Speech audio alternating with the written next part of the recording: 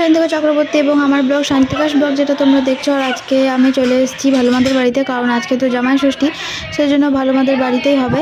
তো দুপুরবেলাতে এসেছি আমি, আর বাড়িতে কাজ ছিল তো সেই জন্য একটু দেরি হলো আসতে। আর এসে দেখছি দিদি এখানে সবার জন্য থালা সাজাচ্ছে সুন্দরভাবে।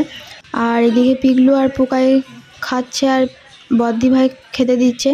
তো দিদি আর এদিকে সব থালাগুলো সুন্দরভাবে সাজিয়ে নিচ্ছে।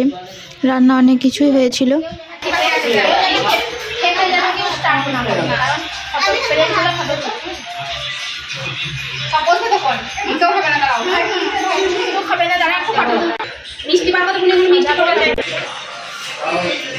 আর রান্না অনেক কিছু হয়েছিল, ভাত, শাক ভাজা, আলুর চিপসের মতো করে ওইটা ভাজা, তারপরে শসা কাটা রাখা আছে দেখতে পাচ্ছ প্লেটের এক পাশে।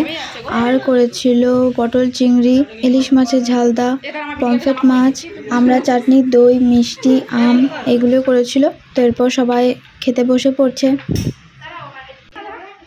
3 জামাইবাবু বসে পড়েছে খেতে, আর ভালো মা বসে আছে পাশে।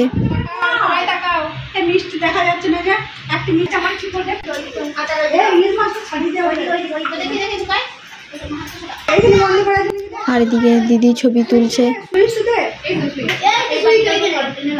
তারপর সবার খাওয়ার পর ভালো মা আমাকে হাওয়া করে দিচ্ছে আর আশীর্বাদও করে দিল, আর সুতো বেঁধে দিয়েছিল, সেটা ভিডিও করা হয় নাই। মানে আমি সবার শেষে এসেছি, সেই জন্য সবার শেষেই হলো আমারটা। আর তারপরে তো আমরাও খেতে বসে পড়েছিলাম। আর জামাই ষষ্ঠীর ব্লগটা এইটুকুনি হলো, 2-3 মিনিটে, কারণ সকাল থেকে গেলে অনেকটা বড় হতো, কিন্তু আমি যেহেতু দুপুরে গেছিলাম অনেক দেরিতে, সেই জন্য ভিডিওটা অল্প হয়েছে।